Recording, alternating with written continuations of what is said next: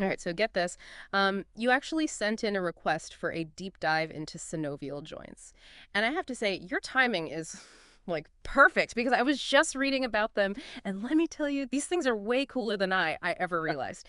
So you shared some excerpts from an anatomy textbook. So we're going to use those as like our guide today. And don't worry, we're not going to just like rehash the textbook. We've got our expert here, and they're ready to add some serious insights and connect the dots in ways that you won't find in any textbook. So first things first, what even are synovial joints? They're basically the most common type of joint in your body.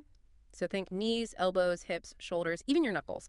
And they're the reason you can move so smoothly, whether you're, dancing, playing sports, or just reaching for your coffee cup. Okay, what blew my mind when I was reading your sources was that articular cartilage. So that's that stuff that covers the ends of your bones. It's like nature's version of Teflon. It's super smooth, and it's what keeps those bones from grinding against each other. And then on top of that, there's this like incredible fluid inside the joint, and that not only lubricates the cartilage but actually nourishes it. I mean, how cool is that? All right, I am ready to like dive into the details here. So let's start with the basic structure of a synovial joint. What are the key players, and what makes them so special? Well, what's really fascinating about synovial joints is that they have this unique feature called a joint cavity. It's a space that's filled with fluid, and it's this cavity that gives synovial joints that remarkable freedom of movement. It's like having a built-in water slide for your bones. Okay, I love that analogy, a water slide for your bones. Mm. And speaking of smooth movement, there's that articular cartilage we talked about earlier, that Teflon coating. So this cartilage is only on the very ends of the bones, right? It doesn't connect the bones together like some other types of cartilage do. Exactly. And that separation is crucial for allowing a wider range of motion.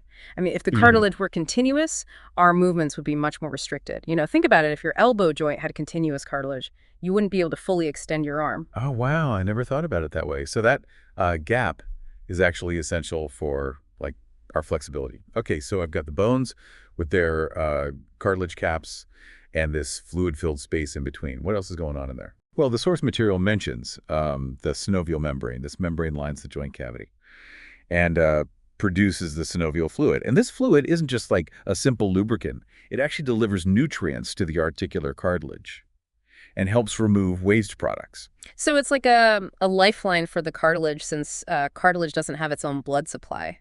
Wait, that means like staying hydrated is crucial, not just for our muscles, but for our joints too, right? Absolutely. Synovial fluid is mostly water, so when you're dehydrated, your joints can feel stiff and achy. Okay, I'm definitely gonna make sure I drink more water after this. So we've got the bones, the cartilage, the fluid, and this membrane. But what's like holding everything together? That's where ligaments come in. They're like strong ropes made of fibrous tissue, and they connect bone to bone, and they're crucial for stabilizing the joint and preventing those bones from moving too far out of alignment. So ligaments are like the joint security guards, making sure everything stays in check. But wait, the textbook mentions different types of ligaments: extrinsic, intrinsic, and intracapsular. What's the difference? And like, does it even matter? Think of the joint capsule like a bag holding the joint together. So extrinsic ligaments are like straps on the outside of the bag, providing extra support. Intrinsic ligaments are actually woven into the fabric of the bag itself, adding strength and stability. Yeah. And then you have intracapsular ligaments, which are inside the bag, limiting movement within the joint. Okay, that makes so much more sense. So it's all about where they are in relation to that joint capsule bag. But regardless of their location, they're all working together to keep the joint stable. So we've got the bones, cartilage, fluid, membrane, and ligaments. What's missing? We can't forget about muscles and tendons. They play a crucial role in joint stability as well. Right. The muscles provide the power for movement, and tendons are those tough cords that connect muscles to bones. Exactly. Muscles and tendons act like dynamic ligaments, constantly adjusting their tension to control the joint's movement. They help us fine-tune our movement. Yeah. And prevent jerky or uncontrolled actions. So it's not just about the static support from ligaments. It's also about the active control provided by muscles and tendons working together to keep everything in balance. Okay, so we've seen the core components of a synovial joint. But nature has added some like fascinating upgrades in certain joints. I'm talking about things like menisci, bursae, and tendon sheaths. Let's explore those next, shall we? So these extras are like the deluxe package for certain joints, and they're totally customized for the job. For example, I bet you've heard of menisci, those C-shaped pieces of cartilage in your knees. Yeah, they're like shock absorbers, Yeah. helping to distribute weight and protect the articular cartilage from too much wear and tear. And what's interesting is that the menisci actually change shape as the knee moves, allowing for a wider range of motion. So it's like we're like constantly adjusting to provide that um, perfect level of support and cushioning. It's amazing how our bodies just like do this stuff without us even like thinking about it. Okay, so menisci are all about shock absorption. What about those bursae? I remember reading that they're like tiny fluid-filled sacs. Exactly. They're strategically placed in areas where tendons or muscles might rub against bone. You could think of them as tiny cushions that prevent friction and irritation. You know that pain you get in your elbow after like leaning on it for too long? That's your olecranon and bursa letting you know it's had enough. Oh, wow. That makes so much sense. So those bursae are like tiny cushions, Yeah. preventing those tendons from rubbing against bone. And then there are tendon sheaths, which the textbook describes as Yeah. elongated bursae that wrap around tendons. So what's the purpose of those? Well, tendon sheaths are especially important where tendons cross over joints. They act like tunnels, guiding the tendons and ensuring smooth movement. Without them, tendons would constantly be, rubbing against bone, which would lead to inflammation and pain. It's fascinating how our bodies have evolved these like intricate structures to optimize movement and prevent wear and tear. It's like every little detail has been like carefully considered. Okay, so we've covered the supporting cast of these remarkable joints. Now let's shift gears and delve into the different types of synovial joints themselves. So the source material categorizes them into 6 main groups, and it's clear that each type is perfectly designed for its specific job. It's like having the right tool for the right job. And each type of synovial joint allows for a unique range of motion. Let's start with pivot joints. The textbook says they allow for rotation around an axis. What are some good examples of those? Think about turning your head from side to side. That movement is possible thanks to the atlantancool joiner, which connects your first 2 cervical vertebrae. Those are the bones in your neck. It's a classic pivot joint. Oh, I see. So it's like having a built-in swivel chair in our necks. And I remember the textbook mentioned that the proximal radial ulnar joint is also a pivot joint. So that's the one in your forearm. That lets you rotate your hand, right? Precisely. That rotation is essential for all sorts of activities, from turning a doorknob to using a screwdriver. So pivot joints are all about rotation. What about hinge joints? The textbook uses the analogy of a door hinge, which seems pretty straightforward. Yeah, hinge joints are designed for bending and straightening movements, like a door opening, closing. Your elbow is a perfect example. It allows you to flex and extend your arm, but not to rotate it. Right. And the knee is another classic hinge joint. It's fascinating how the shape of the bones and the arrangement of the ligaments restrict movement to like just that one plane. Okay, so we've got pivot joints for rotation and hinge joints for bending and straightening. What about condyloid joints? The textbook describes them as having an oval shape. So condyloid joints allow for movement in 2 planes, so you can bend and straighten, but also move side to side. Think about your knuckles, the joints between your finger bones and the bones in your hand.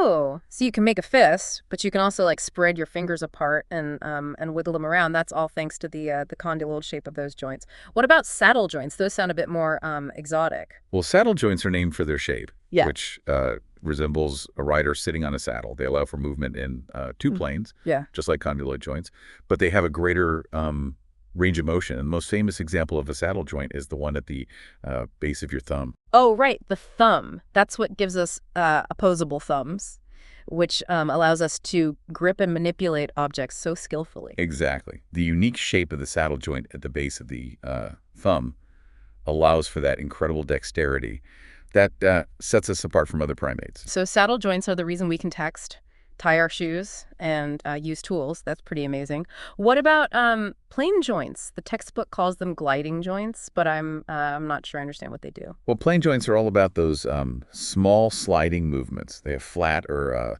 slightly curved surfaces that allow bones to glide over each other. Think about the joints between the small bones in your wrist or your ankle. It's those tiny movements that we don't even like think about, but Yeah. that allow for a lot of flexibility and fine tuning of our movements. And finally, we have the ball and socket joint, which seems like the most versatile of them all. Yeah, ball and socket joints allow for the greatest range of motion, including rotation. They get their name from their shape.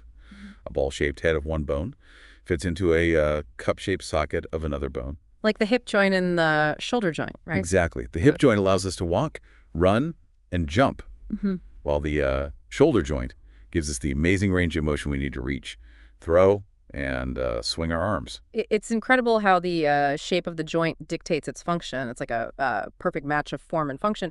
But I'm curious, why is the shoulder joint so much more prone to injury than the hip joint? They're both ball and socket joints, right? It's a great question. And it highlights the trade-off Sure. between stability and mobility. The hip joint, being responsible for weight bearing, has a deep socket and strong ligaments for stability. The shoulder joint, on the other hand, has a shallower socket. Prioritizing mobility over absolute stability. This allows for a wider range of motion, but it also makes the shoulder more susceptible to dislocation and other injuries. So it's like with anything in life, there are always trade-offs. You can have more stability or more mobility, but rarely both in like equal measure. Okay, so we've covered a lot of ground today, Hmm. exploring the intricacies of synovial joints, from their basic structure to the different types that enable such a wide range of movements. But the source material you provided also delves into some like common problems that can occur with these joints. I think it's helpful to understand what can go wrong so we can better appreciate how to keep our joints healthy. Absolutely. And one of the most common conditions affecting synovial joints is bursitis. Oh, right. We talked about those bursae earlier, those little sacs of fluid that help reduce friction. What happens when they get inflamed? Well, bursitis can cause pain, swelling, and tenderness in the affected area, often leading to stiffness in the nearby joint. It can be triggered by overuse, trauma, or even prolonged pressure on the skin. And it often affects bursae located near major joints like the shoulder, hip, knee, or elbow. Think about the classic housemaid's knee, which is prepatellar bursitis, inflammation of the bursa over the kneecap.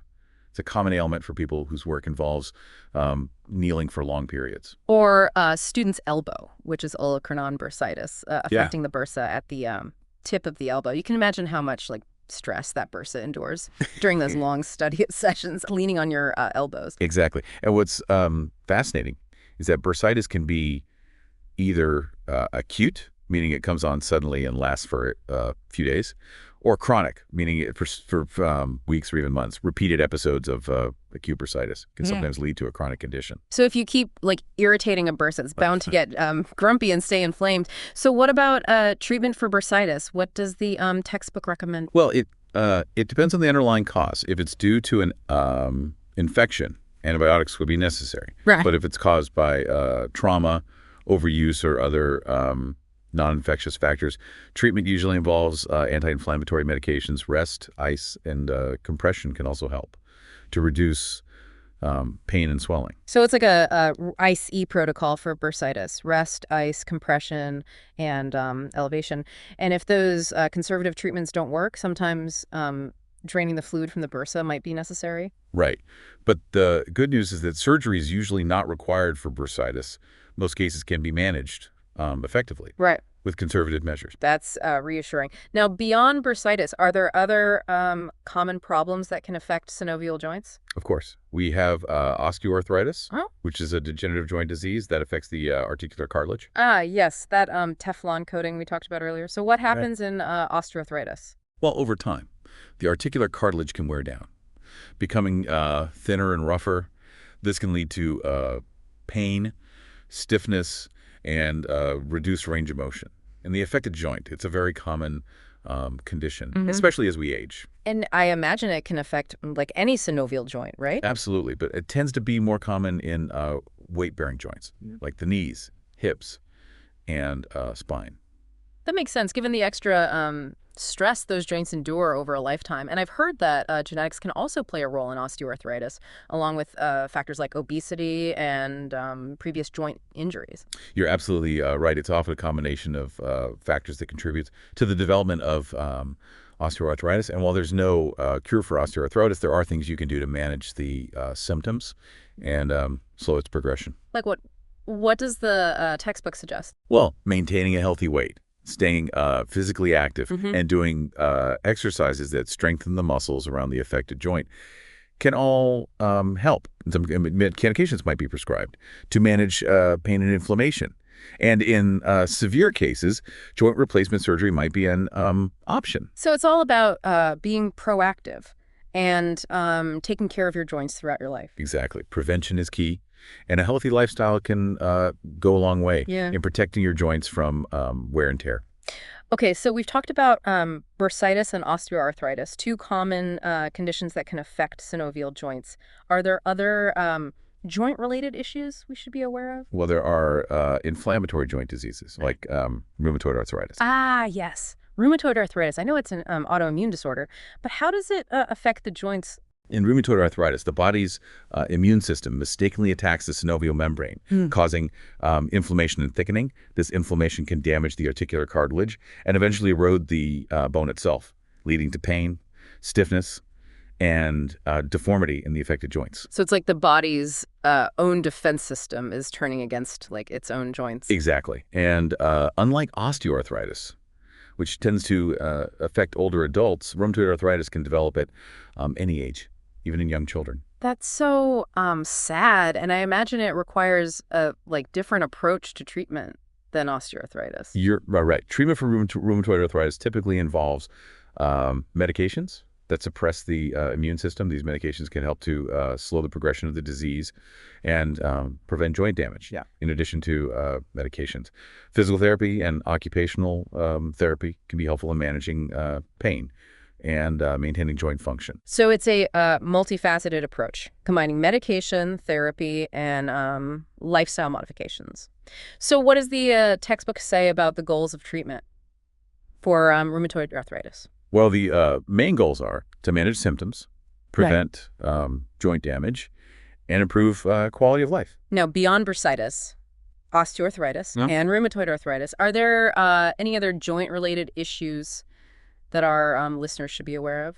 Well, there are a number of other conditions that can affect synovial joints, Yeah. including gout, Yeah. tendinitis, sprains, and dislocations. Wow, that's quite a list. It's clear that our joints are vulnerable to a wide range of problems. They are, but the good news is that many of these conditions can be prevented or managed effectively with proper care. So what can our listeners do to protect their precious synovial joints? What tips does the textbook offer? Well, maintaining a healthy weight is crucial, Yeah. as excess weight puts extra stress on your joints. Staying physically active is also important, as it helps to strengthen the muscles that support your joints.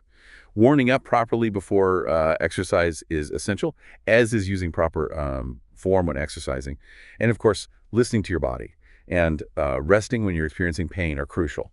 A healthy diet and enough sleep can also contribute to joint health. Great advice. It's amazing how much of our joint health comes down to like lifestyle choices. We really do have the power to protect our joints and keep them moving smoothly for years to come. Absolutely. It's all about making those healthy choices and being mindful of how we treat our bodies. Now, before we wrap up our deep dive into synovial joints, I wanted to touch on one more thing that struck me as particularly interesting in the source material. It's the concept of joint stability versus mobility. I remember the textbook used the hip and shoulder as prime examples, highlighting how the hip prioritizes stability for weight bearing, while the shoulder prioritizes mobility for a wider range of motion. Right. It's a fascinating trade-off we see throughout the musculoskeletal system. Each joint is designed to strike a balance between stability and mobility, depending on its specific function. So how does this concept play out in other synovial joints? What about the knee? It's a hinge joint, Yeah. but it also has a slight degree of Rotation. Yeah. Exactly. The knee needs that rotational movement for activities like walking and running. And remember those menisci we talked about earlier? They play a crucial role in both stability and mobility of the knee. Right. So they act like cushions and shock absorbers, but they also help to guide the movement of the joint. Exactly. And because they contribute to both stability and mobility, they're also vulnerable to injury, Right. especially with twisting or pivoting motions. That's why knee injuries are so common in sports that involve sudden changes in direction. Oh, So wow. even though the knee is a remarkably robust joint, it still has its limits.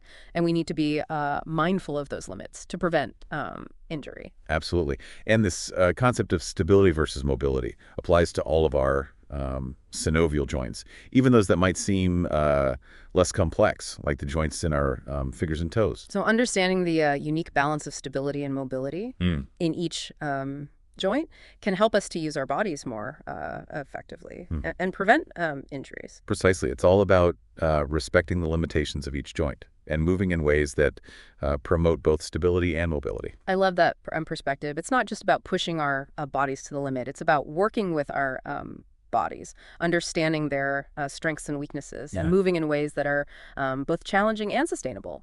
Exactly. It's about finding that sweet spot where we can challenge ourselves without putting undue stress on our joints. Well, this has been an incredible deep dive into the world of synovial joints. We've covered so much ground, from their basic structure to their remarkable adaptability.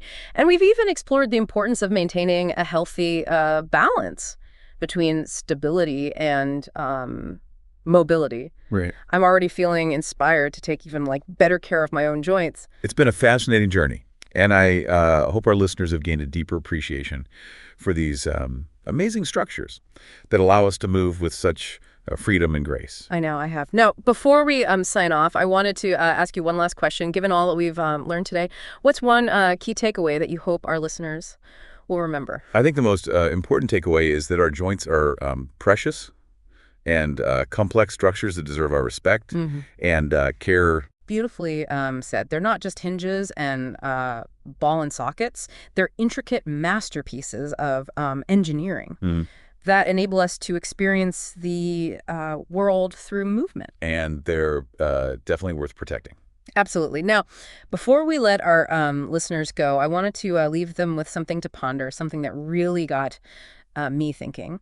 As I was going through the source material, imagine for a moment that you could zoom in, way in, to the microscopic level of a synovial joint. You'd see this incredible network of cells and fibers all working together in perfect harmony. You'd see the synovial fluid, this viscous, almost magical substance nourishing the cartilage and lubricating those bony surfaces. And you'd see that constant dance of movement and stability, this intricate interplay of forces that allows us to move with such, fluidity and grace. Yeah, it really is a symphony of motion orchestrated by these intricate structures. And what's truly remarkable is that this symphony is playing out in every one of us, every second of every day.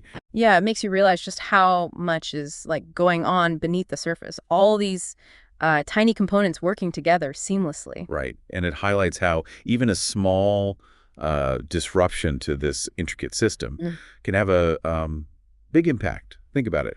A tiny tear in a meniscus, a bit of inflammation in a bursa, or even just a gradual wearing down of the articular cartilage. These seemingly minor issues can make a huge difference in our ability to move freely and without pain. It's a reminder that we shouldn't take our joints for granted. They really are remarkable structures, and they deserve our respect and care. Absolutely. We can't expect them to just keep working perfectly forever, without a little TLC. So what can we do to keep those synovial joints healthy and happy? I mean, we've touched on a few things already, like staying active and maintaining a healthy weight. Yeah, those are definitely key factors. Regular exercise helps to strengthen the muscles that support the joints, and maintaining a healthy weight reduces the stress on those weight-bearing joints.